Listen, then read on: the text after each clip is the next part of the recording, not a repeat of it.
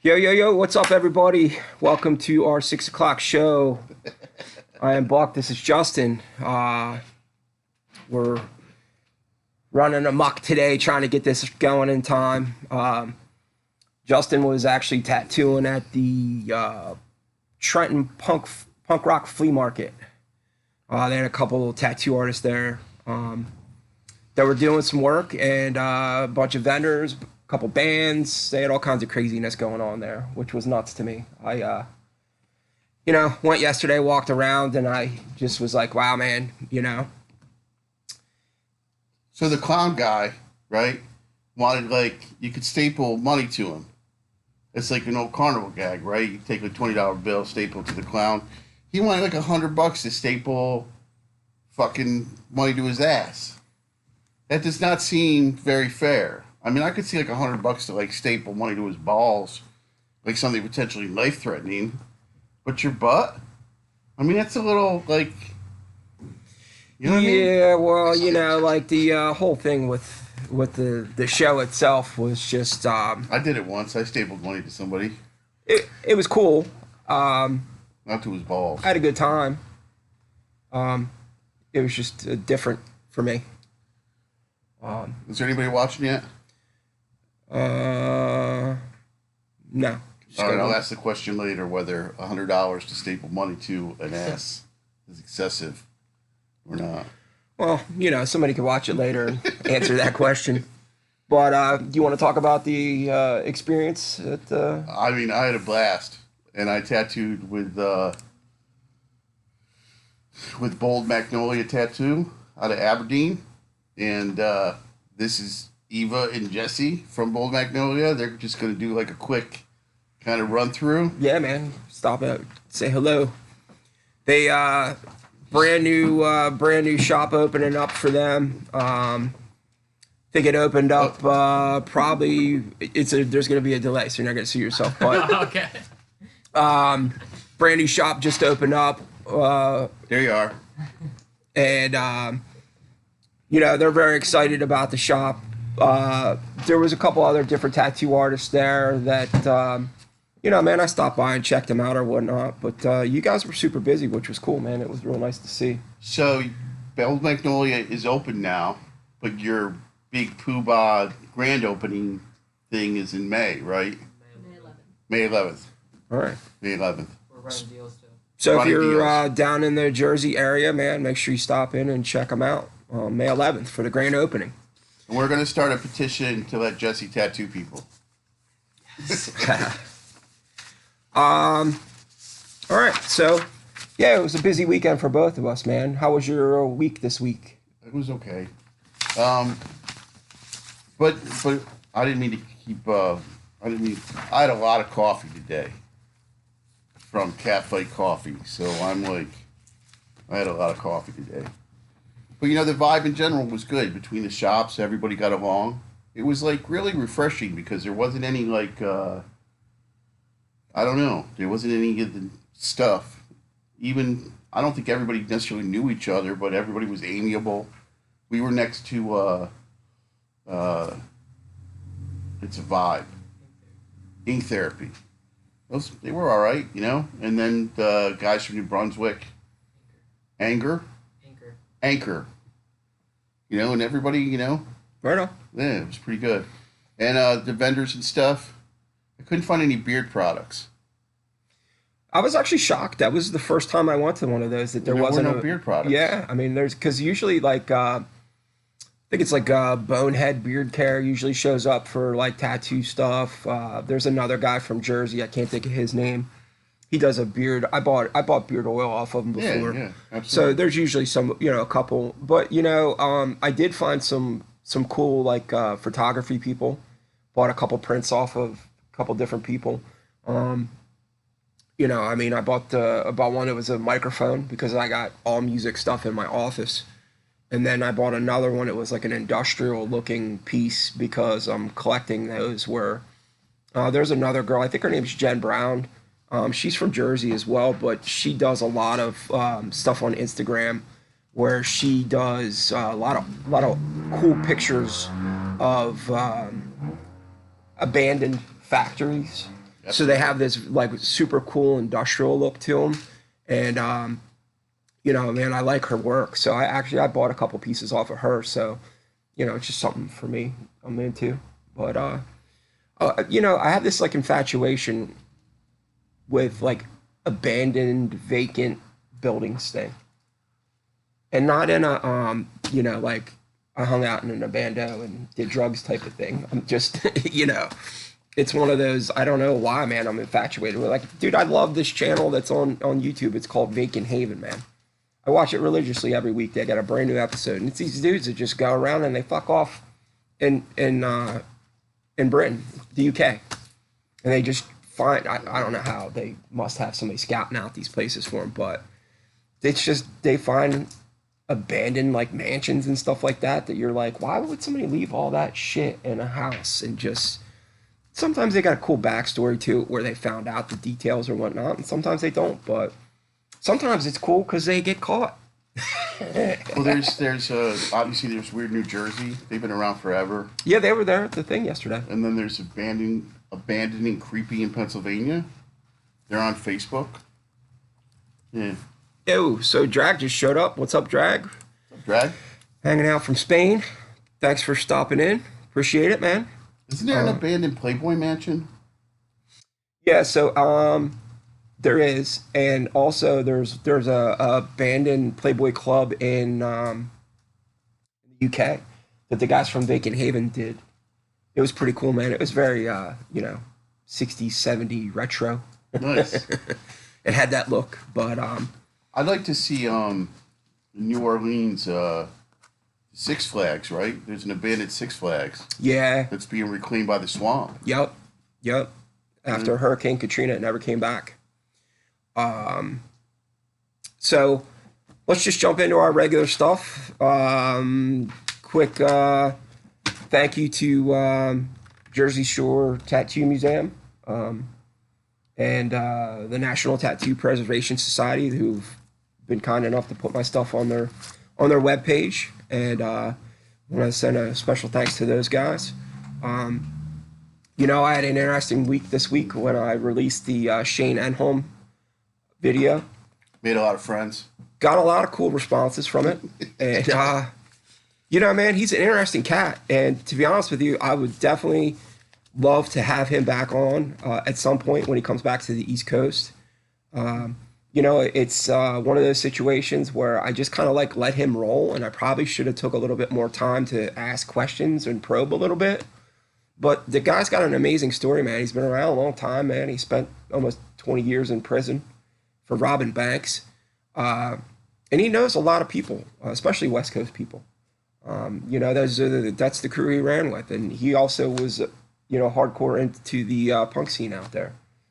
Played with the Flower Leopards and knew a bunch of different people in the scene, the Germs and stuff like that. So it was really cool, man, just to have him on, man. And he has a lot of cool tattoo history, especially when it comes to machines. He's one of those guys that is, you know, he's kind of went out of his way to learn and write books about it. And, you know, whether it's self-taught or, you know, just absorbing knowledge and soaking up knowledge from other people as he's went. You know, at one point he said that there was guys that were throwing away old machines, and he just decided that, you know, they were going to throw them out. He was going to grab them, and you know, that's where part of his collection started. So it was very cool just to hear him talk. And man, he likes to rip, dude. He can roll. So I went I took a Lyle Tuttle seminar one time, and Lyle was like a huge collector. And in one of the photographs in his seminar, you know, the East Coast machine of choice in the 50s and the 60s, if you couldn't get to Paul Rogers, were the Jonesy machines, the round backs and the square backs. Right. And these are valuable machines. And Lyle had a picture of a pile of them on his workbench. And when I say pile, I don't mean pile. I mean like a pile of them. Because at one point they just weren't valued. And he just sort of went around and just added them to his collection. Which actually brings up a really good point, because, you know, this has kind of come up a couple different times, especially with some of the history stuff that I've done. And Shane actually mentioned it during his interview, where he talked about, You know, back in the day when a lot of these guys who now we consider to be legends weren't really, considered that.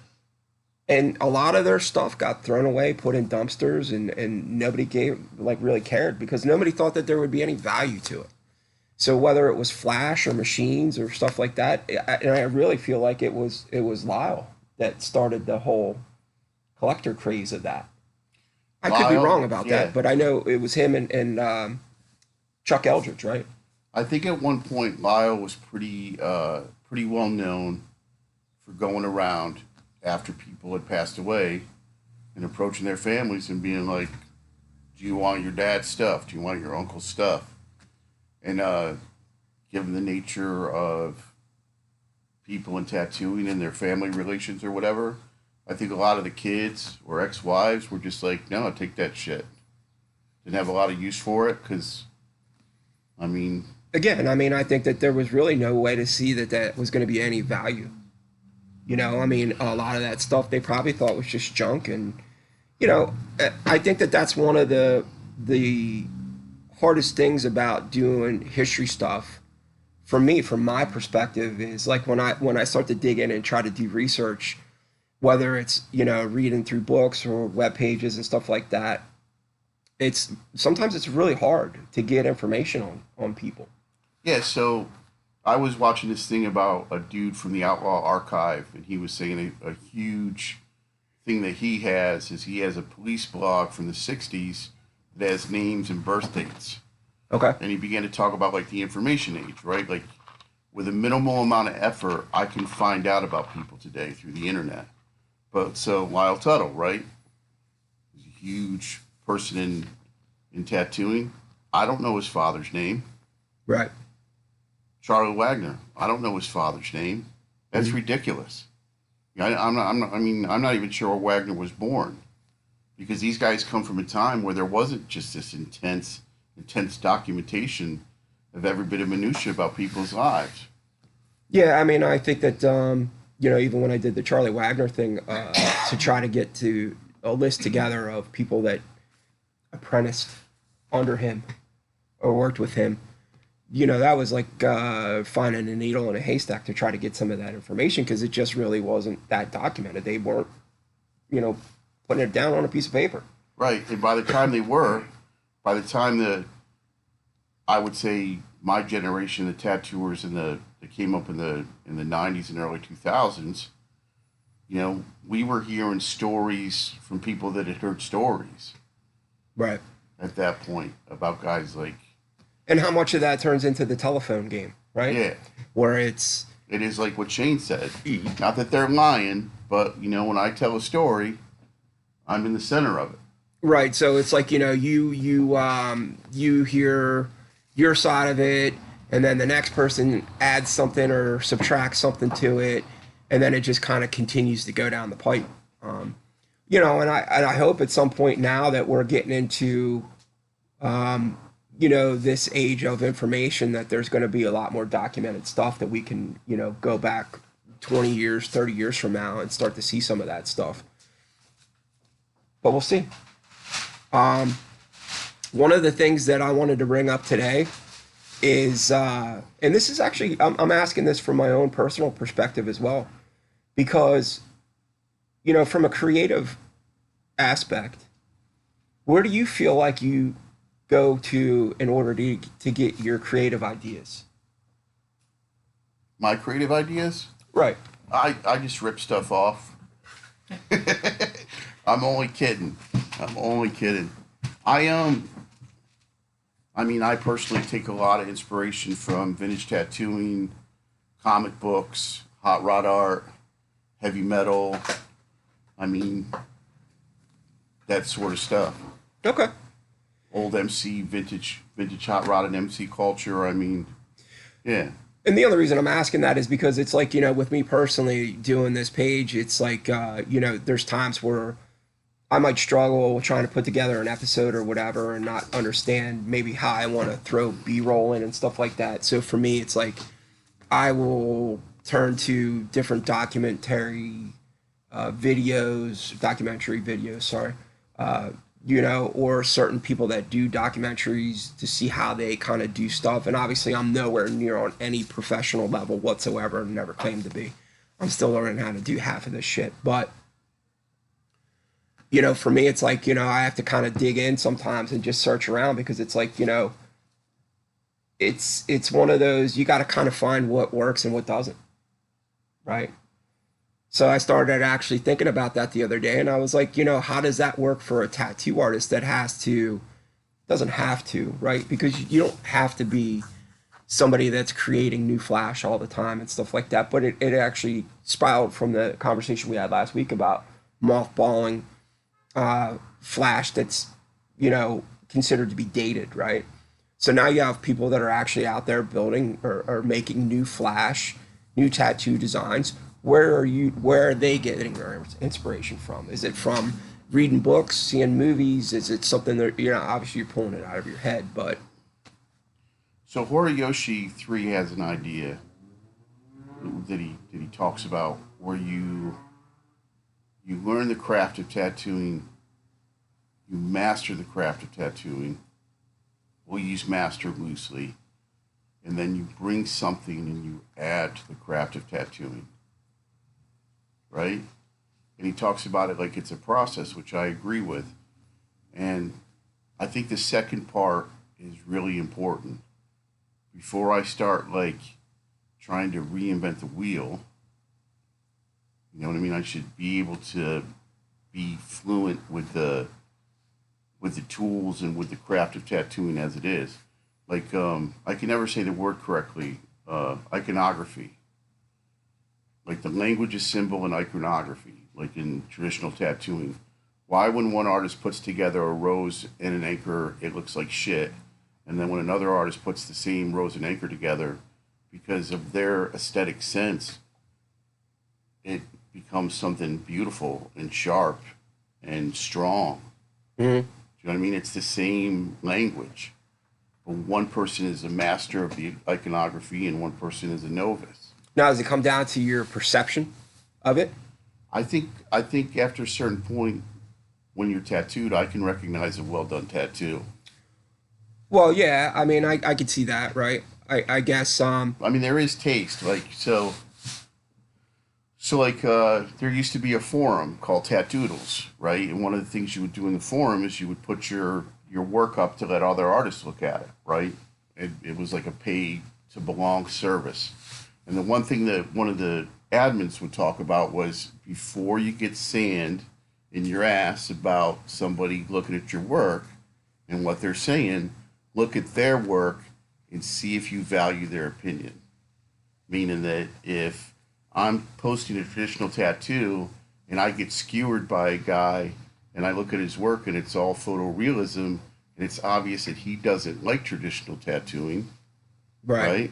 It's not that his opinion doesn't matter, but does it matter as much as, say, somebody who I say that's a master of traditional tattooing. So it just doesn't align with your... Right. Okay. So yeah, there is taste involved, but I mean, I think that another thing that just came apparent to me yesterday was I found this guy who is a photographer, and I bought one of his prints. And he's taking pictures of just basic everyday stuff. And you look at it and you go, that's genius, man. Now, how, and he said, he goes, look, man, I'll take 50 shots of the same thing, and I might get one or two good shots out of it, but I'll have 48 completely shit shots of the same thing. And I'm like, because every time I see like certain photography things, I'm just like, man, how do you visualize that in your head in order to pull that off? see, I didn't understand for years, right, that the Mona Lisa is not the only Mona Lisa. He painted that and painted that and painted that and painted that. Like I would become so frustrated with myself. Like why wasn't this watercolor painting perfect the first time? You know, because I'm comparing it to guys that, you know, have painted the subject matter dozens and dozens of times. Or the first time I found out, I met tattooers who were like, yeah, I don't like my tattoos to be seen until I take the second pass. Like guys that were doing large scale Japanese work. You know, they were finishing the tattoo and then letting it heal, come back in, and then going back into the black and gray to do like a cleanup. to do like the wind tunnel stuff again. Okay. You know what I mean? Like I was looking at this guy's work thinking that he did it once and it just came out fucking cherry.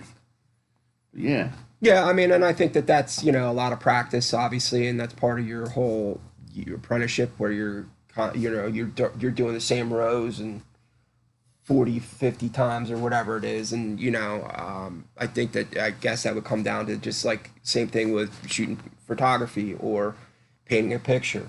It's like you're constant. Playing a song. Or playing a song. Right. Yeah. Right? Like how many times do guys put together a song and it doesn't really click until the 20th time? I mean, I got a background in audio engineering, so I've heard stories of, you know, guys doing 30, 40 takes of the same song.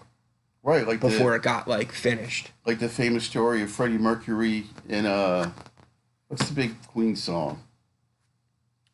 Bohemian Rhapsody. Like, did he make the guys from the guys from the band stand in the booth for fucking hours to find that perfect, memorable pitch?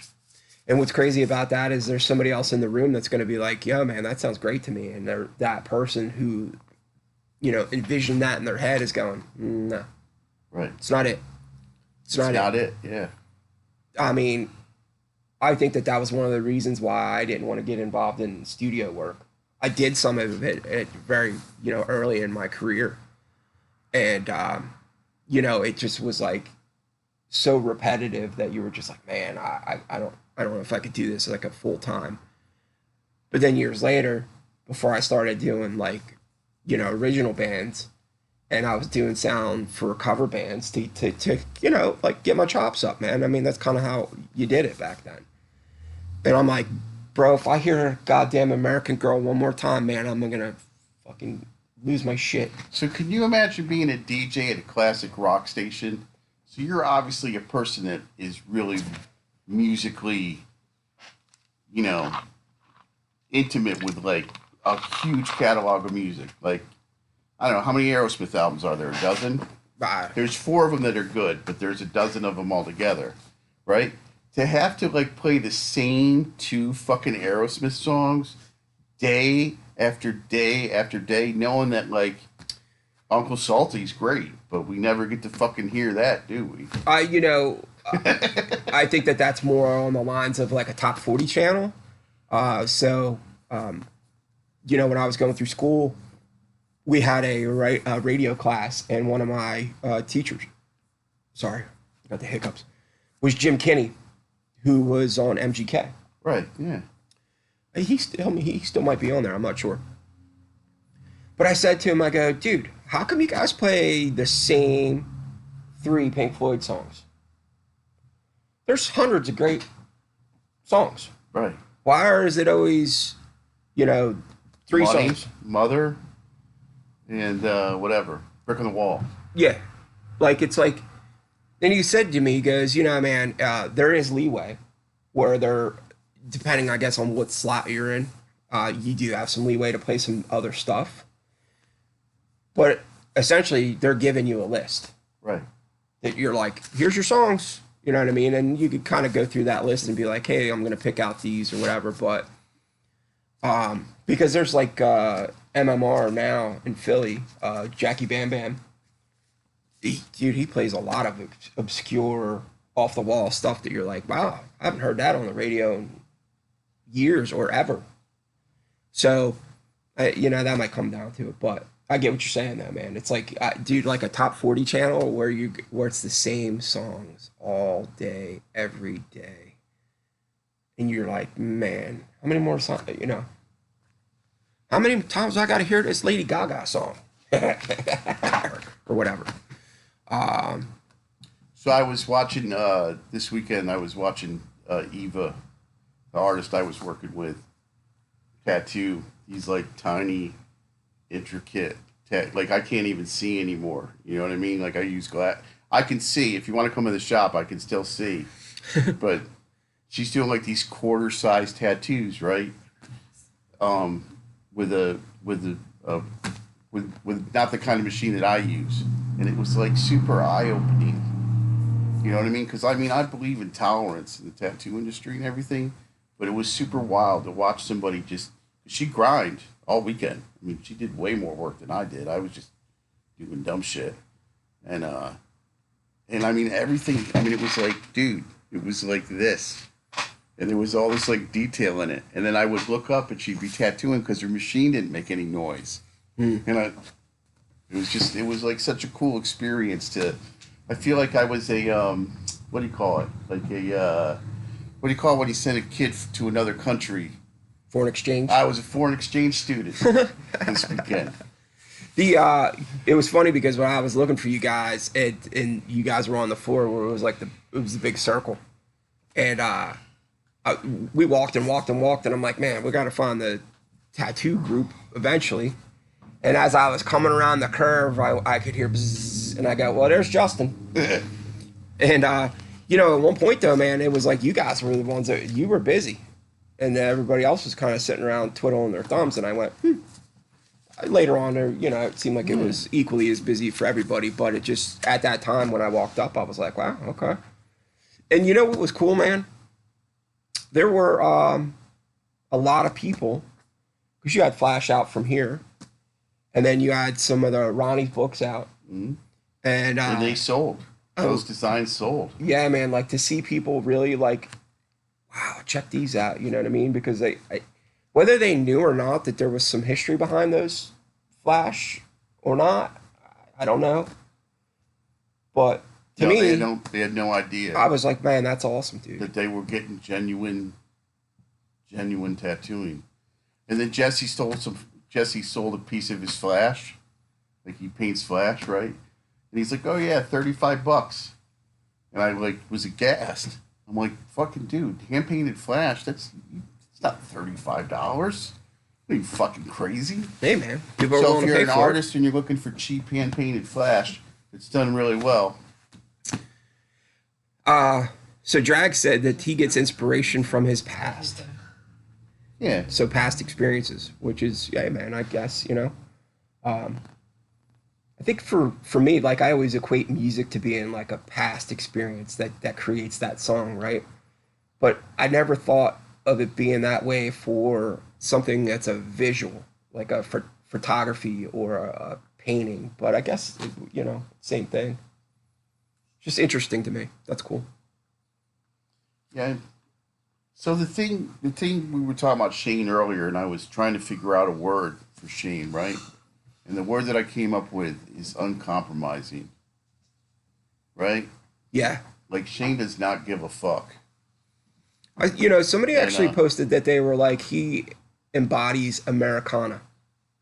Right. And I thought that was a pretty good way to explain him, because he's, you know, a tattoo artist, historian, music guy, bank robber, wrote books. Yeah, author. You know, he's got that whole Renaissance man thing going on. Right. So we were talking about part of the reason, you know, part of the reason I got into tattooing was because I wanted the ability to be like, oh, you don't like this? Fucking screw. Get the fuck out the shop. Go take it down the street, right? Not that I'm like that, but I just... That's the era that you grew up in. Right. And I wanted that sense of freedom. Like I'm not on the assembly line putting big widgets in big widget boxes, sucking my boss's ass. You know, I'm my own man, and I have fucking freedom. And I think I think that's a lot of the resentment from my generation of tattooers, is that we don't necessarily have the freedom to do that anymore. It's like I saw Jerry Red's talk one time when Eddie was Jerry Reds was talking when Eddie was retiring. And Jerry Red said, listen, man, if I had money on the game and you were in the fucking tattoo shop, you waited till the game was over. I wanted to see if I fucking won money or not. You know what I mean? Because what were you going to do? You were going to go down, you were either going to wait for Jerry or go down to South Philly and get tattooed buy RC or go across the fucking bridge and get tattooed by Sailor Eddie. Right. It wasn't like, well, you know, piss on you. I'm going to walk 3 storefronts down and go to the next tattoo shop. And so I think there is some resentment in the fact that, like, people that got into this business based on the fact that we didn't want to compromise. I didn't want to ever have to fucking watch what I said.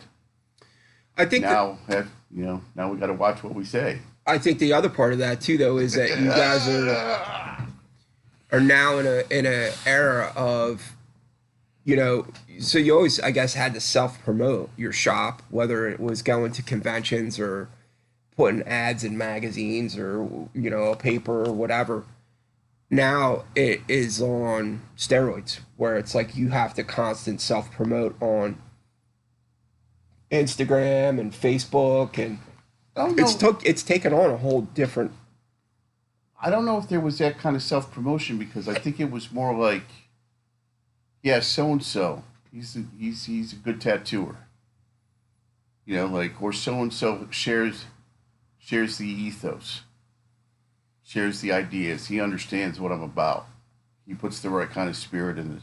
Like, I walk into his house, I walk into that particular shop, it feels like home. And then word gets around that that's the shop that feels like home. Right. More so than, you know.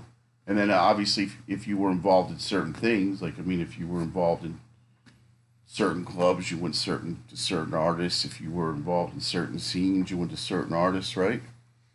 I mean, like Val Hardy, right? I mean, he was the punk guy. He was the fucking punk rock guy in London. Right. Right? Yeah, I mean, he was definitely a part of that scene, and it blew up for him because of one picture. Right. That I don't remember the girl's name, but he actually did. She was smoking, and she's a punk rocker. She had a mohawk, and she had a tribal piece done on her head. On the side of her head, yeah. And Lau had did it, and there was a guy that was walking around taking pictures in Piccadilly Circus or something like that, and she was there with her girlfriend hanging out. Took a picture of her, and he said once that picture got published, it was like lightning in a bottle, man.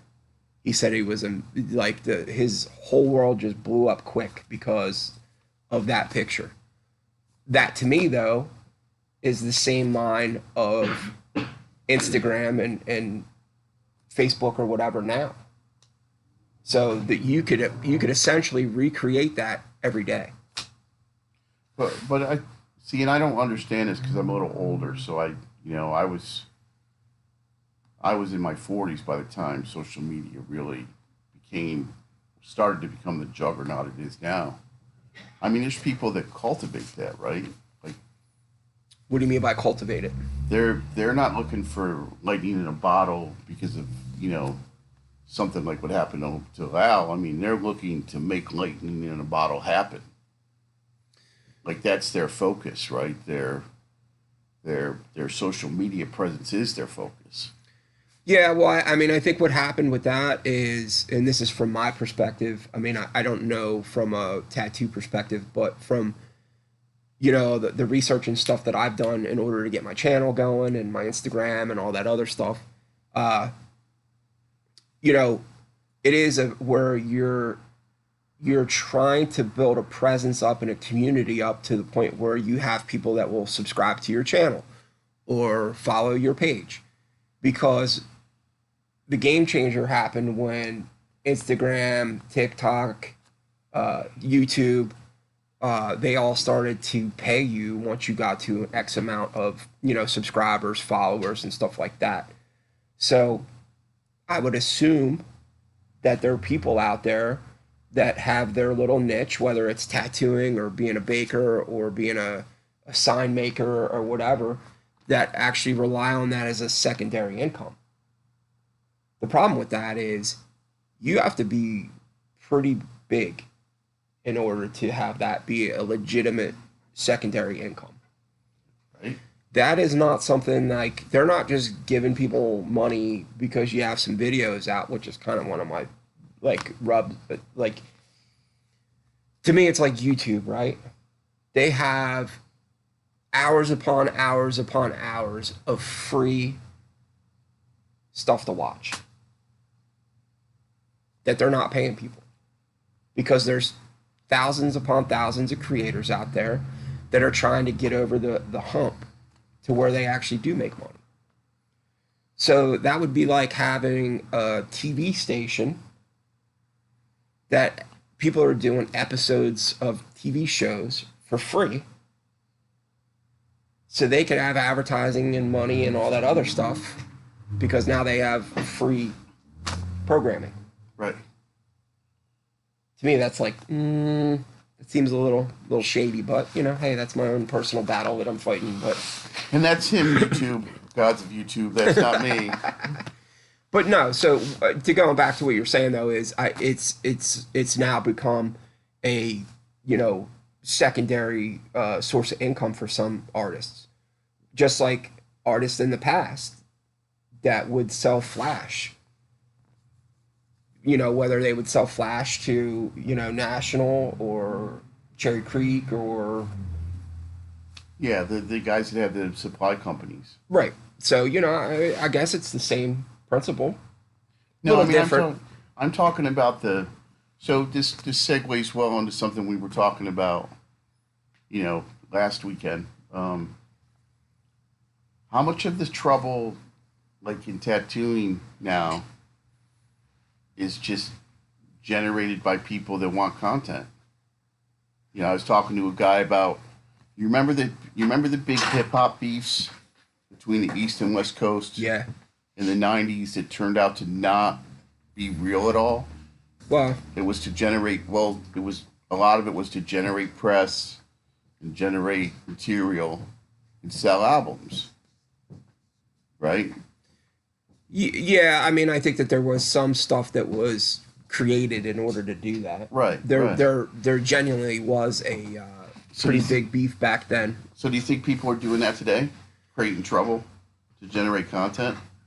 I think that there's people out there that will post negative stuff in order to generate responses and create conversations just to get their own, you know, page with comments and likes or dislikes or whatever. Yeah, I think that there's people out there. Right, because any kind of attention is good, right? Yeah. Right. So I do believe that there are probably people out there that do that. You know, I think that when you and I were talking about it, we were saying it was like, well, you know, how much of the us against them mentality is actually real and how much of it is actually perpetuated by certain people. Because you just actually proved it today. You spent a whole weekend with younger tattoo artists. You as an older, you know, been around longer tattoo artist, spent a weekend with younger tattoo artists, up and coming artists. You had no issues. You were fine. Everything was cool. Everything was copacetic.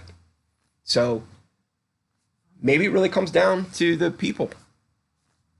There's just people out there. Don't mean to interrupt you, but I'm just going to throw this out there. I think there's just people out there that just want to stir the pot.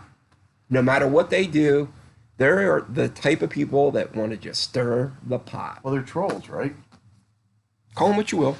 But unfortunately, there are going to be people out there that are going to do that because they get off on it. And unfortunately, in this day and age of social media, you can do that because there's no repercussions. Because take social media out of it, would half of those conversations happen on the street? No, because you'd get punched in the mouth. Not so much this day and age, because God forbid you touch anybody. You go to jail or get sued. But back in the day, those types of conversations happened. You would get punched in the mouth. Dude, there'd be repercussions for that. We were talking about it the one day. Like, did you ever end up like on the end of an ass beating, and then later on have to go back to the dude and be like, I sort of deserve that, So me personally, no. And the other reason I'm going to say that is, and I'm not saying I never got my ass beat. I'm saying that it just has a lot to do with how my dad raised me, where he would always be like, because I got in a lot of fights when I was in school. Mm-hmm. And he would always be like, if I better never find out that you started it. He didn't care. You got arrested and whatever for fighting. You better not be the one that started it. Because to him, there was no, you know, being a bully was, lower than low. So there was no reason to ever put your hands on anybody. Right. To be the first. You know what I mean? Because he actually, he grew up at a time where he was going to school in the 50s and 60s. My dad had they're called Canadian canes. They're canes that latch onto your forearms because he had polio when he was a kid. His dad owned a shop and they made neon signs, and they were doing something to one of the signs or whatever, and threw a rag in a can that had lacquer or whatever, and the shop burnt down. And my grandpa didn't have any insurance on the shop, so he lost everything all in one fell swoop, dude. So they wound up actually having to move into the projects, and when they moved into the projects, that's my dad got polio, so he always walked a little wonky because of the polio. So at one point when he was in high school, the riots broke out and he got thrown down a flight of stairs. So to me, I think that he was always like, don't ever be that person. Yeah. Don't ever stoop that low to be that type of person. And I have to be honest with you, man, like I feel like for the most part, I lead my life that way. And if anything, when I was a kid, I would always stick up for the kids that were getting bullied. So, now I'll get off my soapbox. But, that's just how I was brought up. So a couple years ago, this dude who I liked, thought he was a pretty bright student. He made a mistake and, he fucked with somebody and, so I ended up, like, whatever happened. And then I saw him, like, 6 months later, and I remember thinking, dude's going to come up and, like, cop to the fact that he sort of deserved what he got. Because I thought he was, like, a stand-up guy. Mm. Right? Like, he did some fucked up shit, and he paid the consequences. And I remember being so disappointed that he didn't, Because I have. Yeah. A couple times. I ran my mouth reckless, got, like, You know how when you get drunk with your friends... And then you wake up the next morning, you're all beat up, and they're all like, yeah, you fell, bro. You fell. And then a week later, another dude gets drunk with you, and you all fucking dogpile him. And when he wakes up the next morning, you're like, you fell, bro.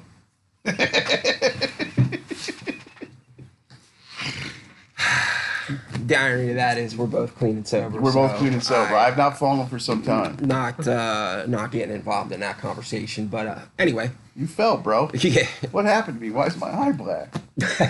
You fell down some steps, bro. I just think that there's, we have kind of unfortunately come into this time where people are just afraid to have conversations anymore and have like a spirited discussion. And it's unfortunate, man, because I think that there's a lot of people that probably could learn a lot of things from each other if they were able to put some differences aside and actually sit down and talk about stuff. So, like, how much of it was, like, just testing a guy's mettle, right? Seeing whether a guy had balls. Like, or a person, seeing whether a person had, what's the word I'm looking for? Heart. Mm-hmm. You know what I mean? You fuck with them a little bit to see if they're going to fold up or to see whether they really, got some sand that can stand up for themselves. And is that a terrible thing? Is that a terrible thing to like? I think it depends on the scenario. I think it depends on what you're talking about. I mean, Well, like in tattooing, like that, for years that was the justification for tormenting the apprentices. And I was a tormented apprentice. I got all kinds of funny. I was fucking tormented. But how much of that was because of the end game, though? there was a lesson to be learned from it, right? And a lot of it was the whole, later on when you asked, like, why did you guys fucking put me through that? It was like to see if you really wanted to tattoo. But it was also, uh, later down the road, are you going to be able to handle somebody obnoxious walking through the door or acting like a jerk? Yeah. I've seen, because I never had to go through the experience, but I've seen people talking about like, having to clean bathrooms and stuff like that, and then the end game to that was, well, if you want to own your own shop one day or whatever, or manage a shop, you got to know how to make sure your stuff is clean. You want to have a clean shop. There's always, in those circumstances, whether it's some kind of, initiation or whatever, I think that there's always some sort of end game reason for it. Now, there's flat out people that are just going to straight up abuse people no matter what they do. Dicks, yeah. And hopefully, if you get in that position, you're able to get out and get away from it. But it's almost like the football scenario of, man, why is the coach running us every day in 100-degree weather to the point where we're going to puke our brains out? Well, because when it's game time and it's the fourth quarter, are you going to have the fucking intestinal fortitude to suck it up and finish the game? Or are you going to fold like a, cheap suit? And then the other thing, like with, thinking about like Shane's generation and stuff too, like, I mean, I've been in shops where there was a shotgun underneath the counter. I've never seen a shotgun underneath the counter pulled, but I know that there was a time in tattooing when the shotgun underneath the counter got pulled, right? I mean, look at, dude, Polito worked in that shop where he was behind bulletproof glass. With bulletproof glass. Because sometimes tattoo shops back in the day were just not in the nicest neighborhoods. I mean, Christ, the Bowery. And by sometimes we mean all the time. Yeah, I mean, dude, there's hundreds of stories out there of the Bowery and those guys dealing with the clientele and the vagrants and the bums and the hookers and drug addicts that were always near that they had to deal with on a regular basis. I mean, like that's, it's almost like one of those, and it's sad to say this, dude, but like you roll into a bad neighborhood when you see pawn shops, check cashing, places and tattoo shops. Welcome. Yeah, I mean, and hey, look, it's for the longest time, this thing that you do now was not the most accepted thing out there, and I actually would like to compile it one day. I was going to do it for today and I got sidetracked of how many states was it illegal to tattoo in at one time. Because, there was the whole, New York City ban. Mm-hmm. That Oklahoma, was from... It was legal to tattoo in Oklahoma. And I think Massachusetts. It was legal to tattoo in Massachusetts. So, you know what? I'm going to actually pull that. And next week I'll bring that up for you guys just so we could just take a quick peek at that. Just so you could see how not tolerated tattooing was back then. I think it'll be eye-opening to a lot of people because I think that there's people out there that might not know. I mean, I got fired from a job in 1987 or 88. Yeah. I was a dishwasher. And the chef, it was like a nicer restaurant, and the chef was like, I'm not going to work with tattooed white trash. Right. Those were his exact words. I mean, forget being a waiter and having a tattoo or a hostess or something. But I mean, I was like fucking washing the dishes, man. I think that there's still a little bit of that going on, but if you have a customer facing job. So this weekend, it's interesting. Yesterday, I see this dude. He stops by the booth, and he's like a really professional looking dude. And he's obviously he's not at work, but he still has like the blazer on and like the button down. And he's like, "Yeah, I'm just looking." And I'm like, "Wow, dude, you tattooed?" And that motherfucker was sleeved with a full back. He didn't show me his back piece, but he said he had a back piece. I mean, he was sleeved, and I swear to God, Buck, I swear to God, I was like, that's one on me, man. That's one on me. And I think I've seen it. Like I'm sure you've seen it, like the meme of the doctor, yeah, where he's like in this picture, he's wearing his scrubs and his jacket, and you can't see any tattoos, and then there's it's him next to him with like a tank top on, covered. there's a funny thing in Japan, right? With the in Japan, the full body tattoo, and a lot of it was done with the yakuza. With the good thing Mike's not here because he would correct my pronunciation, yakuza or whatever it is. But so during their festivals, during their religious festivals, like Mr. Yoshi from the baker, he would be out there in his happy robe with his tattoos exposed, and everybody can see plain as day he's fucking yakuza, man. But then the next day, when the religious festival's over, and he's back in like the bakery in his like suit or whatever, it's like a thing particular to their culture where everybody just sort of forgets.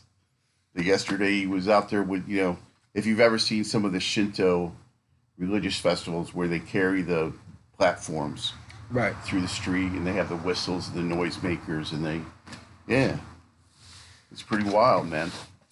So I think we had a good show today, man. Really already? Holy Yeah, shit. it's running up to it, man. And I know we didn't ask questions for the audience this week, but we'll get back to that. I mean, I think that's something I want to continue to do. I also want to be able to, eventually start getting some questions from the audience for us. And it's something that, we can also talk about bringing in other tattoo artists or... There's a weight requirement, though. Ha.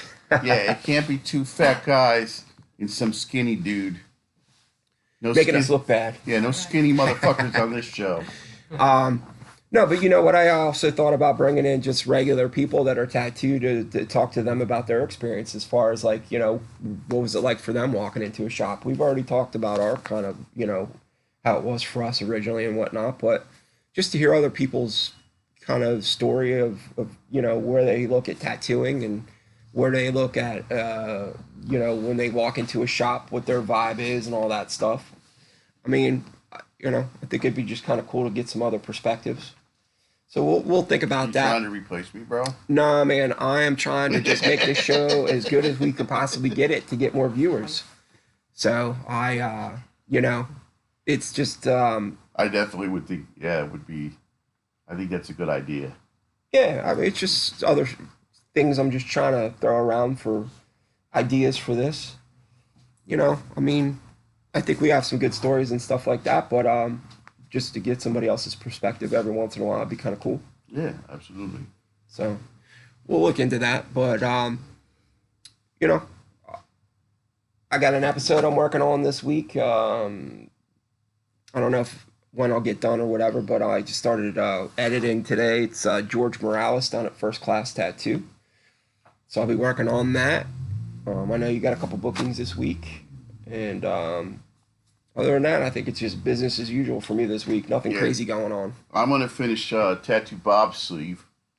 I'm going to finish a sleeve this week. That's the big tattoo news. Yeah, man, and then in the weather, it's gonna be riding weather. So Yeah. Justin might not be around the tattoo shop that much. I actually thought about it today after I got done doing my yard work. I was like, man, I should probably get out on the. And then I got done doing yard work, and I was like crippled. I'm like, man, you are so out of shape, dude. Man, every once in a while, because of my back surgery, there's times, man, I could go out and do all kinds of yard work and do all kinds of walking around and have no issues. And then there's other times I could do like a minimal amount of stuff and my back locks. Sucks, man. So incidentally, if anybody out there, like either watching it now or watching it during the course of the week, if you got any suggestions as to what you would like to, if you have any ideas, I mean, we're open. Anybody you'd like to see us talk to, anybody that you think you could hook us up with? Yeah, for sure. I mean, I like the idea of like having some kind of, I don't know, I'm not the tech guy. Buck's the tech guy, but the dudes from Spain, somehow being able to communicate with them at least during part of the show, or have a sit down with them, see what they thought. Yeah, man, it'd be yeah, that would have to be a we wouldn't be able to do that here at the shop. We would have to. Okay, like I said, I'm not the tech guy. Yeah, my little laptop would probably go up in a puff of smoke trying to pull that off. All right, we're gonna have a GoFundMe. No. We're gonna have a GoFundMe for Buck's laptop. We're gonna we'll figure it out, man, and then you know, because there's also I've actually looked into doing like Zoom interviews with people that are on the other side of the country that Absolutely. I can't get to, so I would be able to do that on my desktop, which is, you know, powerful enough to pull that off. But You know, it'd be nice if you brought the desktop here. yeah, that would not be nice. It's bad enough I gotta lug all this crap here to your shop every week, dude. All right, everybody, I appreciate you tuning to the show. We appreciate you tuning to the show. Thank you to everybody out there that's a subscriber. Much appreciated, man. Thank you so much. I can't thank you enough. Stay safe. And we will see you guys next week.